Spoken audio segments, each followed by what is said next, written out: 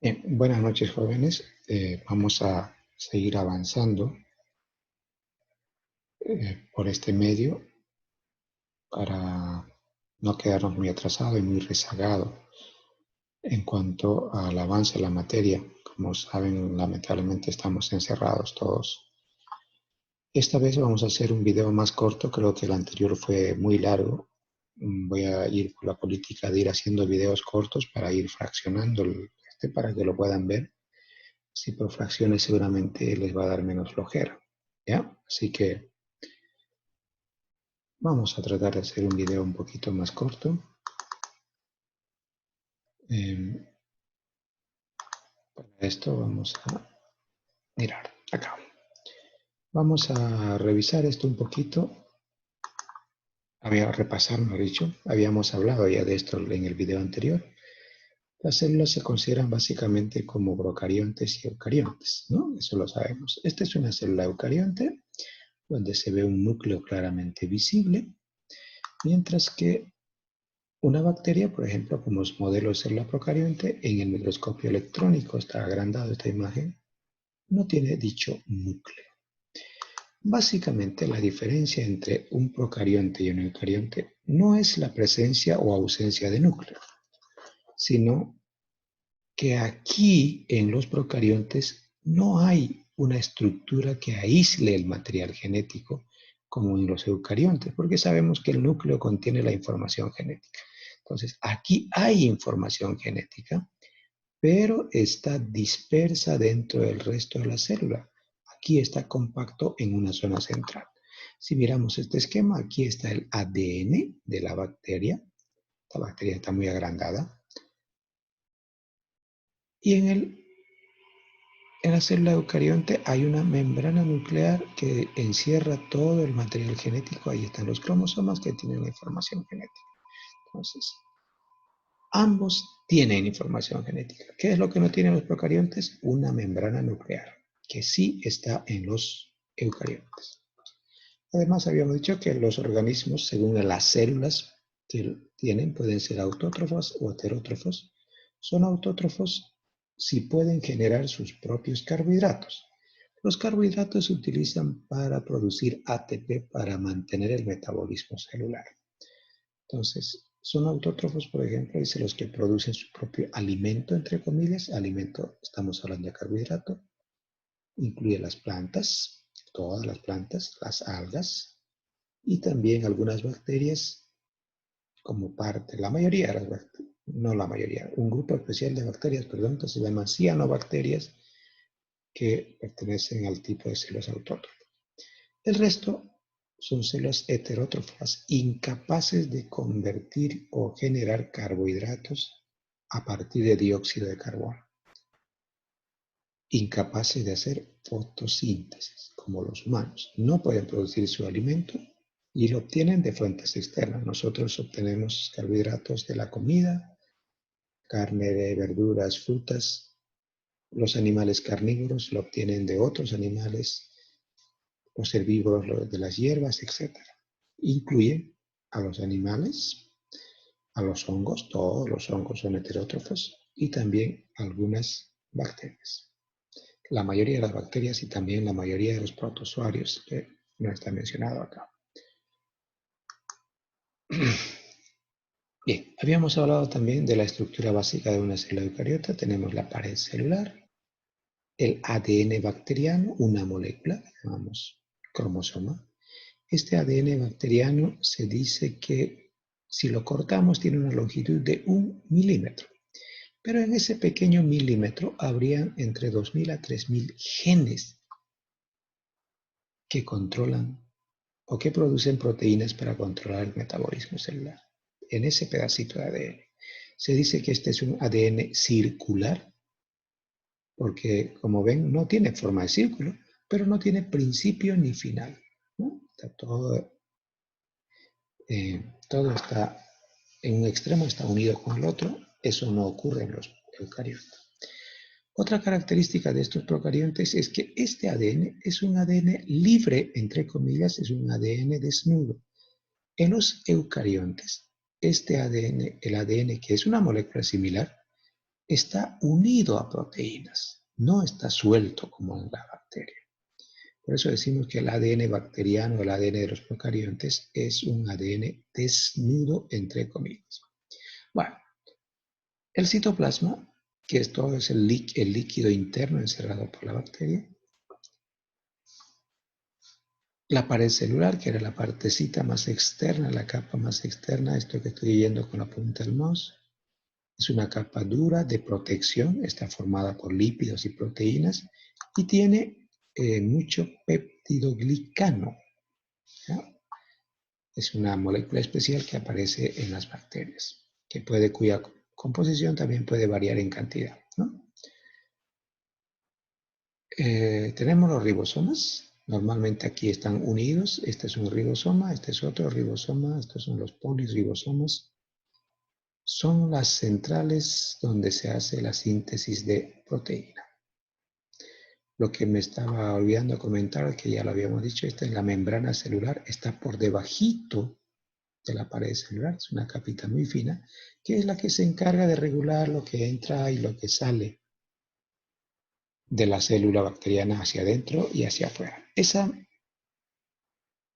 membrana a veces presenta repliegues, como aquí, hacia el interior. Esos repliegues se llaman mesosomas y se supone que ahí está contenido la cadena respiratoria celular, la cadena que produce ATP para mantener el funcionamiento celular.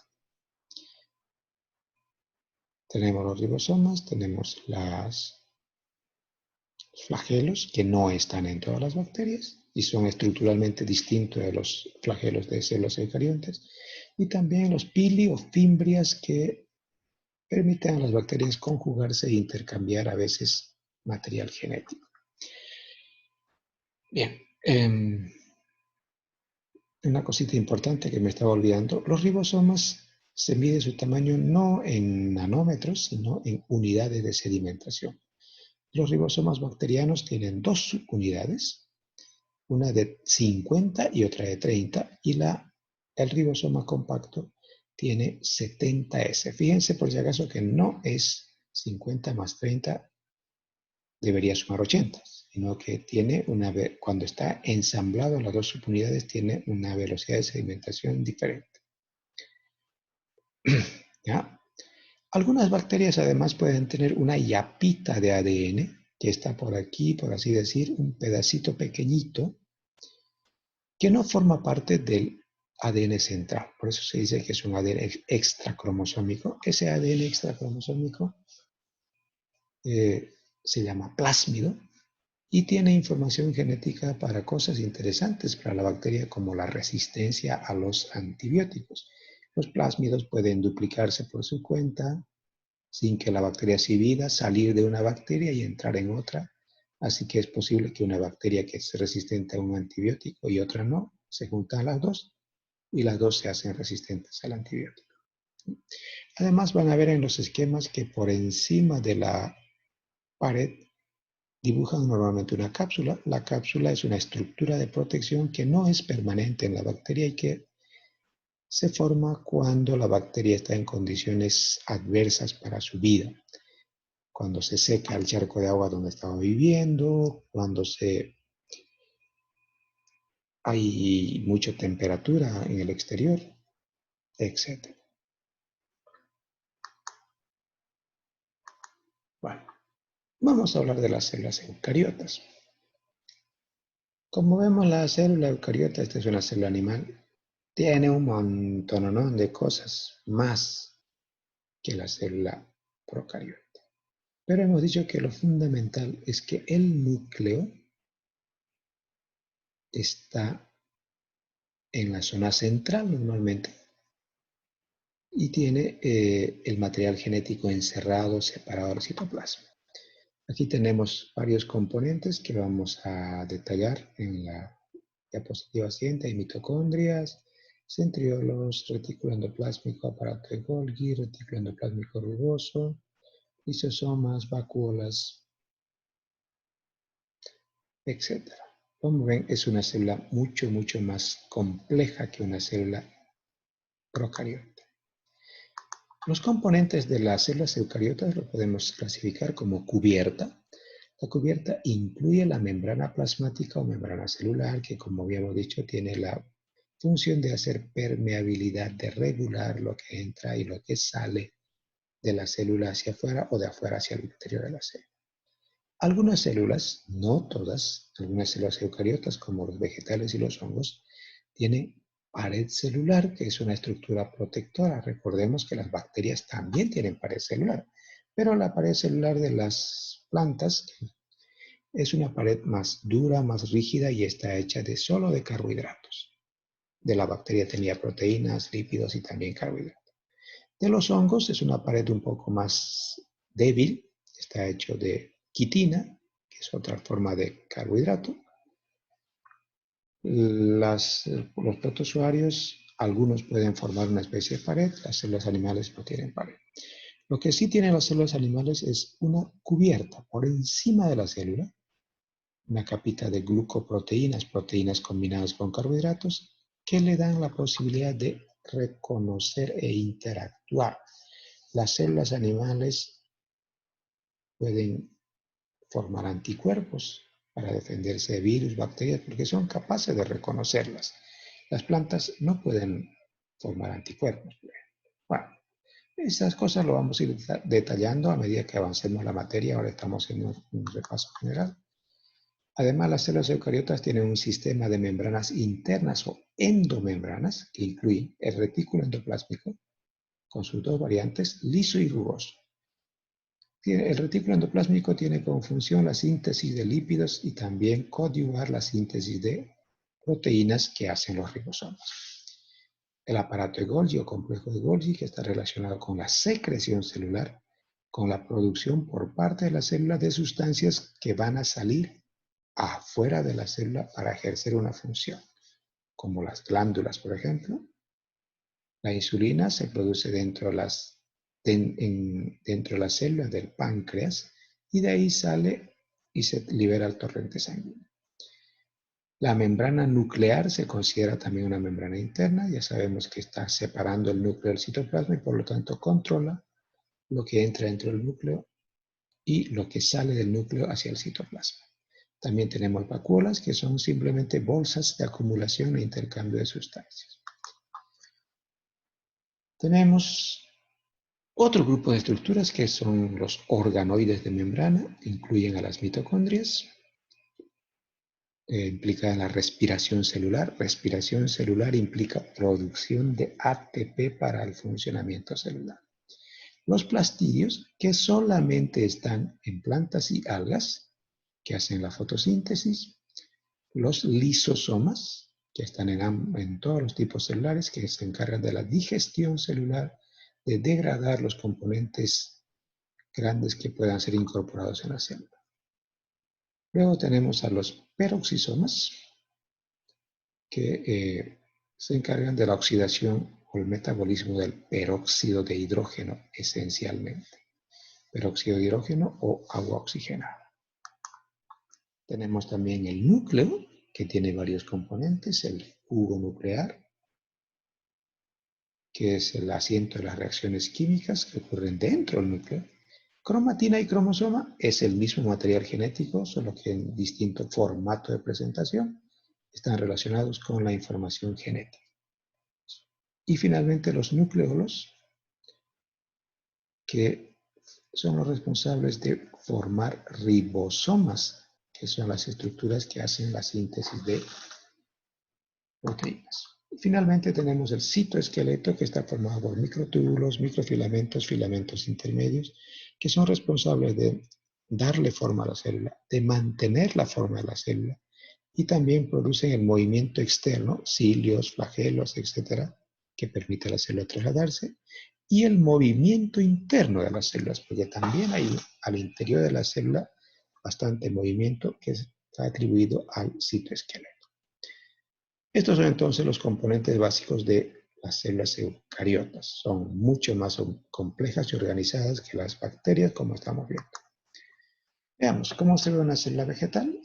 La célula vegetal, que es un poco más grande que la célula animal, tiene por encima una pared celular dura, rígida estructura de protección que aísla y que le da a la célula la protección necesaria para subsistir en el medio en el que vive.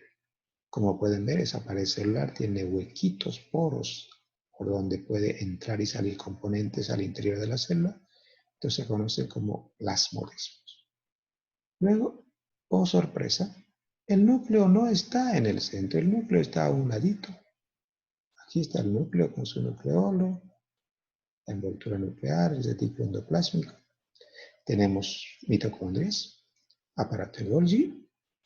Aquí aparece una estructura que no hay en las células animales y son bastante grandecitas, que son los cloroplastos, donde se hace la fotosíntesis. Tenemos los peroxisomas y en la zona central una vacuola grande.